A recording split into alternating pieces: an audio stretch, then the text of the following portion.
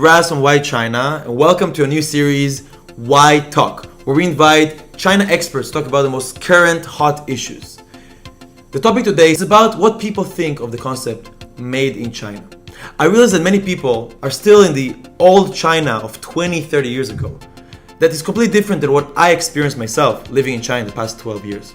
To discuss this topic, we invited a China expert who has devoted the last 20 years of his life investing in China in the fields of science, technology, and manufacturing. This person also happens to be my father. So please welcome Amir Gal-Or. Hi everybody. So first, let's check out some of the comments we saw online that made us really shocked about people's conceptions of made in China. And this post that's made on different websites like Instagram and Twitter, it's called 19 hilariously bad counterfeit products made in China. You can see from the different comments, you have some things that are cheap and simple, and then you automatically think, okay, this is made in China. And I've been telling this to people for the last 20 years. You can get everything from cheap to quality, from high-end to lower end. It's according to the demand. Made in China has been improving the spectrum amazingly in the last 10, 20 years. There's a picture of a person that shows face masks and he's very happy. And then you flip it and it says made in China and he's sad. Like, first of all, a lot of the face masks are made in China. And almost all of them. yeah, and they're saving your lives right now. I don't blame people for their thoughts. This is just about education, and you just have to be out there and show the reality.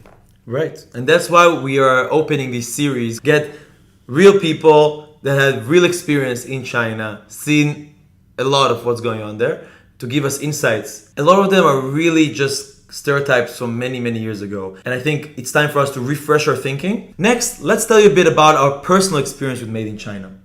At the end of last year, my dad and I went to see firsthand what it's like to live and work in a massive Chinese factory all the way in Shandong province in China.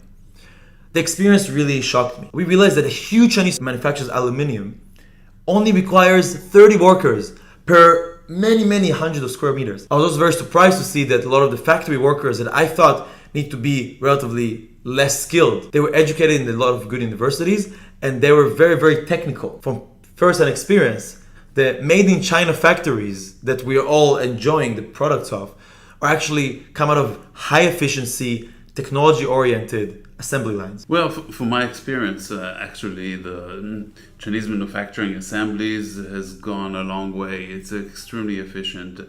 And what I've seen, for example, in Dongguan, Huawei is a representative of the Chinese industry. Every 28 and a half seconds, you have a mobile phone in this terminal for mobile phone assembly line. And the number of workers actually being used has dropped from in 2013, it was about, let's say, 86 employees for the same assembly line, and now it dropped to 15.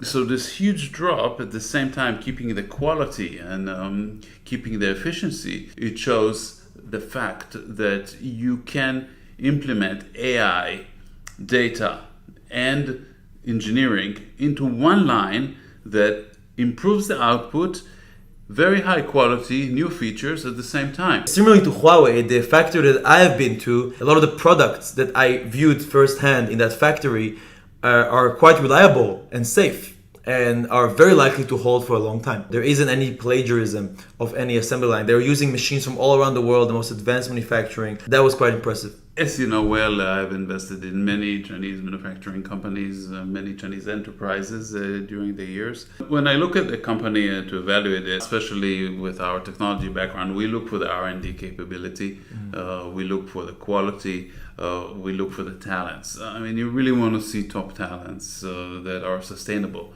meaning they have a history with the company, they share the same values, they have a future career plan. What about patents? Patent is one of the indicators to the level of R&D. And actually, China in 2018 has increased year over year an additional 12% in the number of patents in the United States. It's also increased a lot in Europe for the last 15, 20 years, quite dramatically, actually. Actually, no, recently I read a report that shows that among the top 20 companies with a large number of patents, only 3 of them have double-digit growth over the years. It was Ford, Huawei, and BOE. So what do you think the reason is for this? It has a lot to do with how much you invest into the R&D. If you look, for example, for Huawei, they had 80,000 employees focusing on R&D in 2018. And then when you move to 2019, it went up to...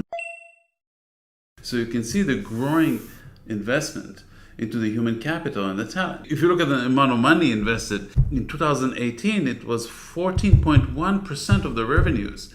And 2019,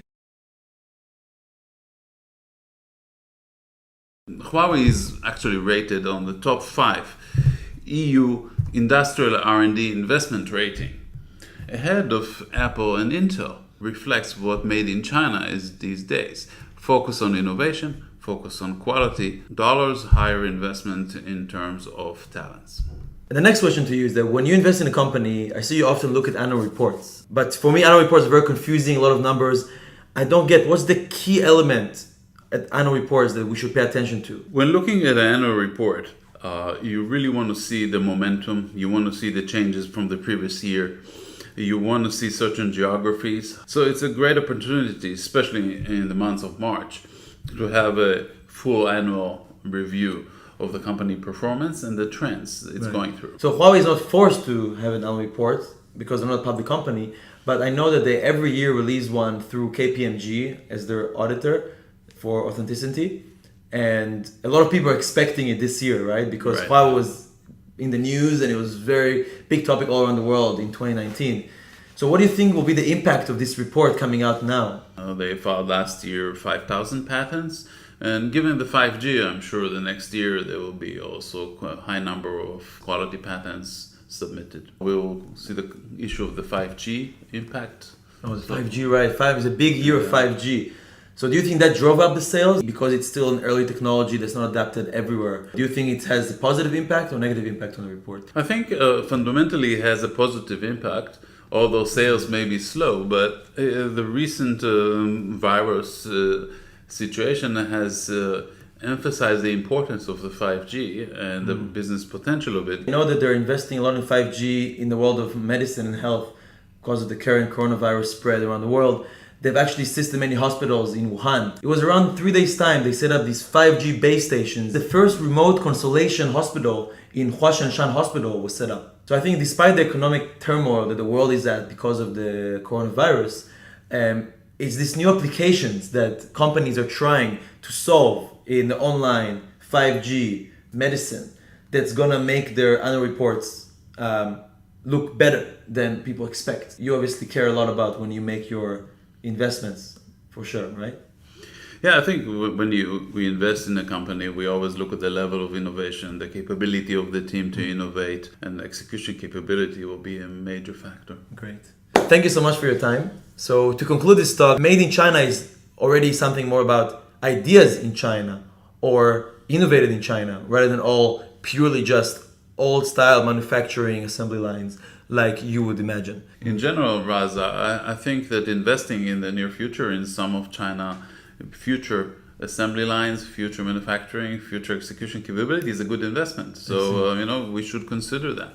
That's awesome. Right, so I think we also, in the video, we were mentioning the new annual report that's coming out of Huawei. So everyone is welcome to predict with us what will be in the 2019 annual report of Huawei. Here in the comments below, please tell us. Thank you for supporting.